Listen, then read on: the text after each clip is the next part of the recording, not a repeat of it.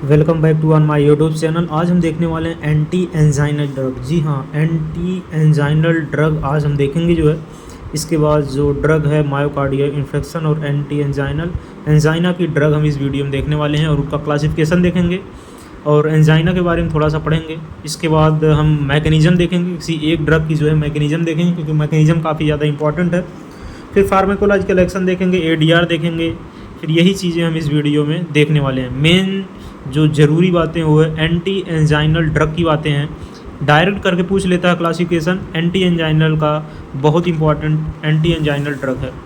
तो जो हमारे पास कंटेंट है आपके सामने हम डिस्प्ले करते हैं, काफ़ी इनफ है और बहुत इंपॉर्टेंट है।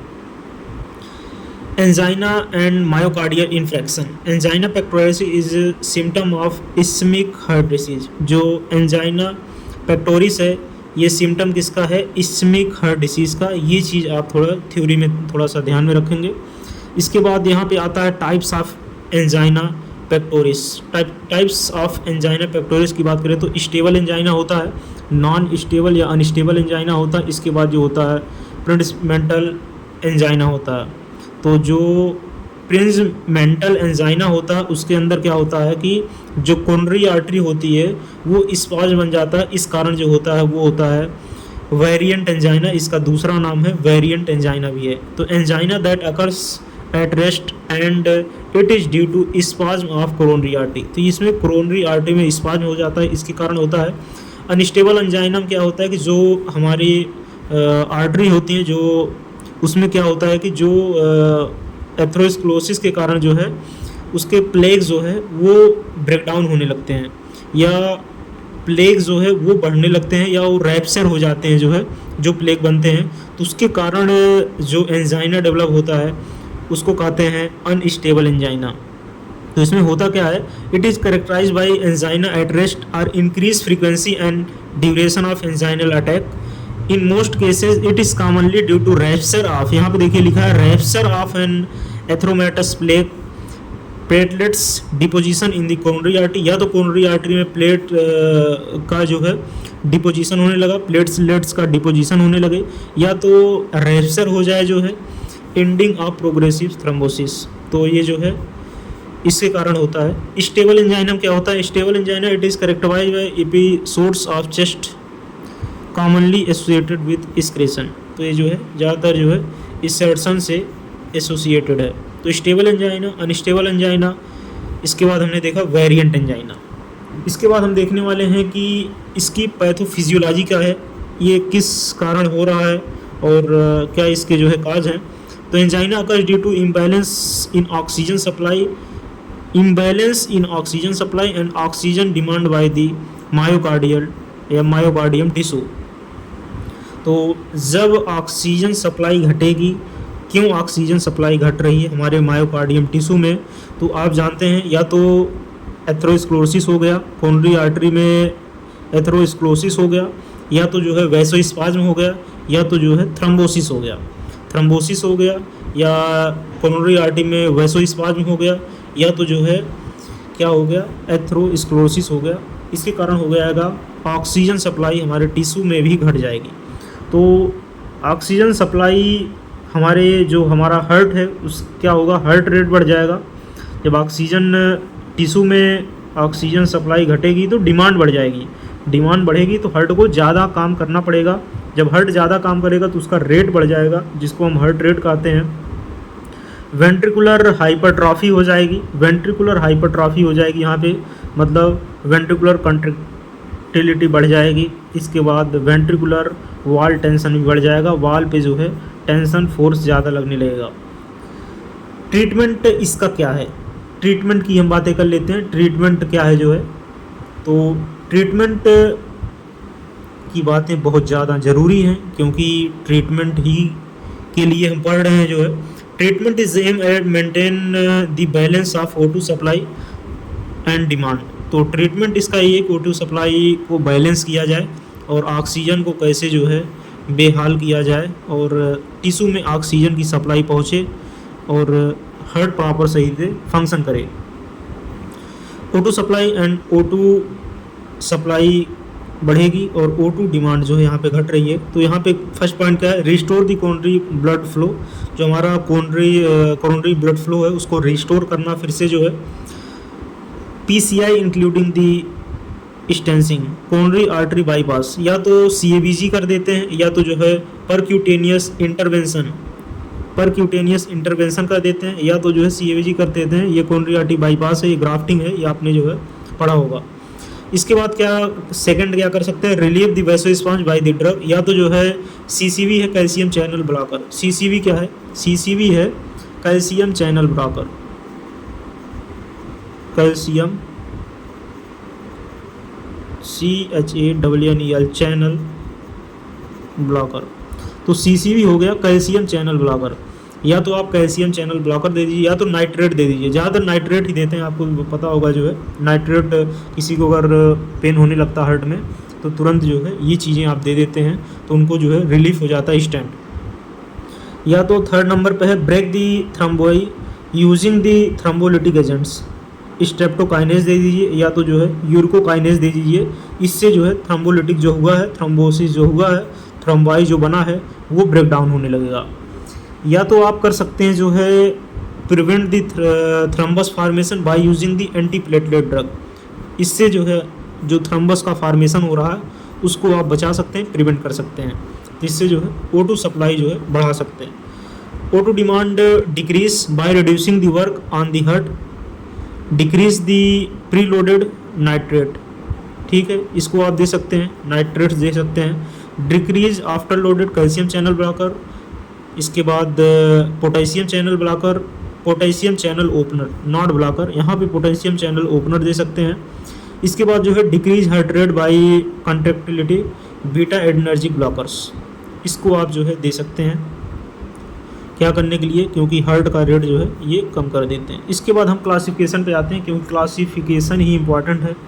क्लासिफिकेशन अगर आपने सही तरीके से पढ़ लिया है क्लासिफिकेशन तो आपको आने वाले समय में दिक्कत नहीं होगी।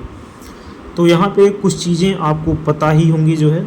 नाइट्रेट्स हमने बताया कि नाइट्रेट्स के अंदर क्या आ जाएगा, नाइट्रेट्स के अंदर आ जाएगा नाइट्रोग्लिसरीन आ जाएगा। ये चीज़ आप सुने होंगे पहले से, नाइट्रोग्लिसरीन, ये चीज़ आप पहले से सुने होंगे केमिस्ट्री वगैरह में, नाइट्रोग्लिसरीन। इसके बाद आइसोसार्बाइड डाइनाइट्रेट, आइसोसार्बाइड मोनोनाइट्रेट, आप ऐसे याद रखेंगे जैसे आइसोसार्बाइड डाइनाइट्रेट ये है तो जो ये आइसोसार्बाइड डाइनाइट्रेट है ऐसे आप याद कर लीजिए आइसोसार्बाइड मोनोनाइट्रेट।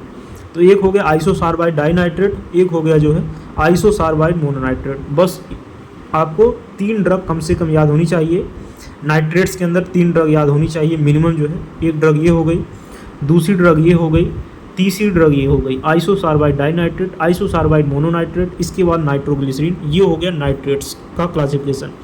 इसके बाद आता है बीटा ब्लॉकर।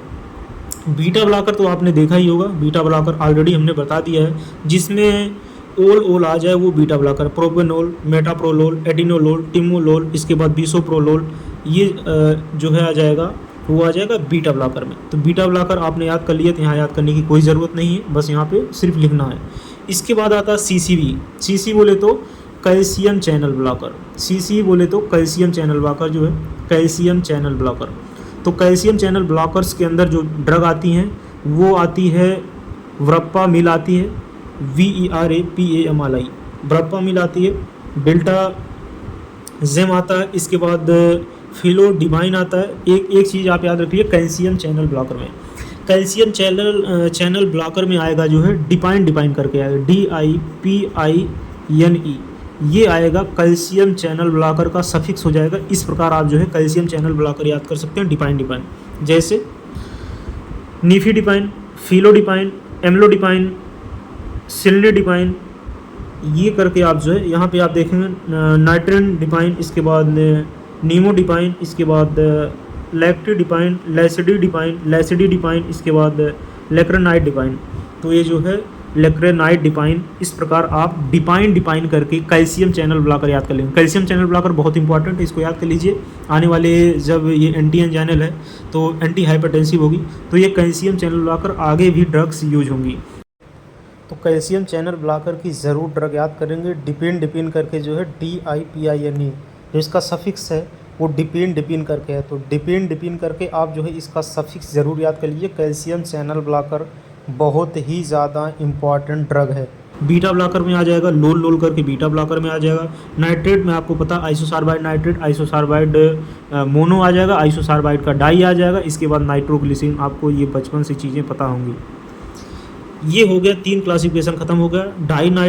नाइट्रेट का खत्म हो गया। बीटा ब्लॉकर ऑलरेडी आपने पढ़ा था। कैल्शियम चैनल ब्लॉकर आपको जस्ट याद हो गया, डिपाइन करके, एम्लोडिपाइन, नीफिडिपाइन, फिलोडिपाइन, इसके बाद क्लिनिडिपाइन, ये डिपाइन करके आपको याद होगा। इसके बाद आता है पोटेशियम चैनल ओपनर। तो ये जो पोटेशियम चैनल ओपनर है, पोटेशियम चैनल ओपनर के अंदर एक ड्रग है, इसको आपको याद करना ही पड़ेगा, निक्रोनाडिल। ये जो है निक्रोनाडिल है, ये निक्रोनाडिल आपको याद करना ही पड़ेगा। इसकी एक ड्रग है और एक ड्रग हमने भी पढ़ा है, एक ड्रग आप ही पढ़िए, जो है पोटेशियम चैनल ओपनर की ये ड्रग है, आपको याद करना ही पड़ेगा। तो पोटेशियम चैनल की जो ड्रग है वो है निक्रोनाडिल है, तो इसको आपको याद करना ही पड़ेगा। अदर्स के अंदर आता है, तो अदर्स को हमको नहीं लगता याद करने की ज़रूरत है, लेकिन नॉलेज के बेसिस पे जो है अदर्स में भी आप एक दो ड्रग तो याद कर ही सकते हैं। जो है जैसे एंटीप्लेटलेट्स एजेंट के अंदर आ जाएगा एस्प्रिन, ये भी दे सकते हैं, एस्प्रिन भी देते हैं, स्टैटिन भी देते हैं। ये ड्रग आप जो है याद कर सकते हैं। जैसे स्टैटिन हो गया, एस्प्रिन हो गया, 2 आप याद कर लीजिए। जो है लो डोज देते हैं, इसका ध्यान रखेंगे। एस्प्रिन का लो डोज देंगे, हाई डोज देंगे, तो ये आपने चीज़ स्टार्टिंग में ही पढ़ा होगा, हमने बताया था। जो है हाई डोज एस्प्रिन से क्या होगा, एस्प्रिन के बारे में हमने बताया था आपको। तो एस्प्रिन का लो डोज देते हैं, हाई डोज नहीं देते हैं। इसके बाद स्टैटिन देते हैं। ये हो गया जो है अदर्स के अंदर ये ड्रग आ गई। क्लासिफिकेशन एक बार फिर से देखते हैं, क्लासिफिकेशन बहुत इंपॉर्टेंट है। नाइट्रेट्स के अंदर आ जाएगा isosorbide mono, isosorbide di, nitroglycerin. Beta blocker के अंदर लोल आ जाएगा। कैल्शियम ब्लॉकर के अंदर डिपाइन आ जाएगा। इसके बाद पोटेशियम चैनल ओपनर के अंदर आ जाएगा जो है नाइक्रोनाडिल आ जाएगा। इसके बाद अदर्स के अंदर आ जाएगा एस्प्रिन आ जाएगा, स्टैटिन आ जाएगा। तो इस प्रकार इसका क्लासिफिकेशन हो गया। इसके बाद हम देखने वाले हैं मैकेनिज़्म देखने वाले हैं। एक ड्रग का मैकेनिज़्म देखेंगे, ज़्यादा ड्रग का मैकेनिज़्म हम नहीं देखने वाले हैं, बस एक का मैकेनिज़्म देखेंगे जो कि बहुत ही इम्पॉर्टेंट है, जिसका नाम है वो है नाइट्रेट। नाइट्रेट का हम मैकेनिज़्म देखने वाले हैं। इसमें जो है मैकेनिज़्म ऑफ एक्शन, तो इसका क्या होगा, इसके बारे में थोड़ा सा हम देख लेते हैं। थ्योरी जो है, organic nitrates are products, they release nitric oxide. Nitrates are mainly vasodilator, also cause arterio dilation and thus reduce both pre loaded and after loaded. तो ये क्या करते हैं, रिलीज़ करते हैं। जो है ये हमारा जो वेसल्स है उसको जो है ये कॉन्ट्रैक्ट करवाते हैं। तो यहाँ पे आप देखेंगे जो है नाइट्रेट्स की मैकेनिज़्म देखेंगे।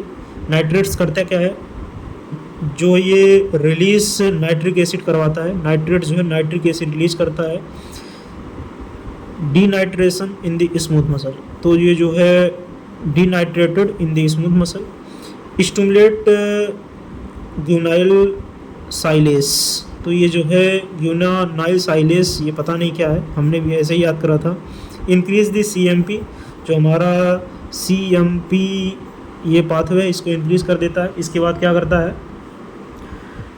D phosphorylation of myosin light chain kinase MLC के, decrease calcium concentration in the cytosol. Cytosol में कैल्शियम का कंसंट्रेशन जो है वो क्या कर देता है, डिक्रीज कर देता है। जो है इसके बाद क्या होता है, जो हमारा मसल फाइबर होता है, जो हमारी मसल फाइबर होती है वेसल्स की, वेस्कुलर मसल फाइबर होती है, उसको क्या करती है, रिलैक्स करवा देती है। तो इससे जो है जो स्पाज्म बना हुआ या थ्रोम्बोसिस वगैरह है या एम्बोलाई है, वो जो है रिलीज़ हो जाता है। तो relaxation of the vascular smooth muscle जो है इससे रिलीज़ हो जाती है। फार्माकोकाइनेटिक्स इसकी क्या होगी, एब्जॉर्प्शन क्या होगा, डिस्ट्रीब्यूशन क्या होगा, मेटाबॉलिज्म क्या होगा, एक्सक्रीशन कहाँ से होगा, एक्सक्रीशन यूरिन के ही थ्रू होगा, मेटाबॉलिज्म इसका फर्स्ट पास मेटाबॉलिज्म होगा। इसके बाद एब्जॉर्प्शन इसका कहाँ होगा, बक्कल कैविटी म्यूकोसम होगा, बक्कल म्यूकोसम होगा GIT कैविटी में, GIT में। इसके बाद जो है स्किन से होगा, इसके बाद जो है GIT से होगा गैस्ट्रोइंटेस्टाइनल ट्रैक्ट में। जो नाइट्रोग्लिसरीन होता है यहीं पे हो जाता है, जीभ के नीचे से ही। एडीआर क्या होगा, एडवर्स ड्रग रिएक्शन, इसका क्या होगा, ट्रैकिकार्डिया, वीकनेस, हेडेक, इसके बाद पोस्चरल जो है हाइपोटेंशन। तो ये इसका एडीआर है। तो ये इंफॉर्मेशन रही अबाउट क्लासिफिकेशन जो है वो रहा एंटी एंजाइनल ड्रग के बारे में। एंटी एंजाइनल ड्रग बहुत इंपॉर्टेंट है, इसका जो है आप देखेंगे क्लासिफिकेशन बहुत ही इंपॉर्टेंट है, चाहे उसके बाद नाइट्रेट्स, बीटा ब्लॉकर्स आप जान ही रहे हैं, पोटेशियम चैनल ओपनर जान ही रहे हैं, इसके बाद कैल्शियम चैनल ब्लॉकर हमने बताया जो है डिपाइन कर कहा जाता है, तो ये हो जाता है कैल्शियम चैनल ब्लॉकर। इसके बाद हम पढ़ेंगे जो है नेक्स्ट हर्ड का ही जो है एक दूसरा फंक्शन के ऊपर जो है, दूसरे फंक्शन की ड्रग हम पढ़ेंगे जो है एंटी हाइपरटेंसिव ड्रग, जो कि बहुत इंपॉर्टेंट है। एंटी हाइपरटेंसिव ड्रग जो है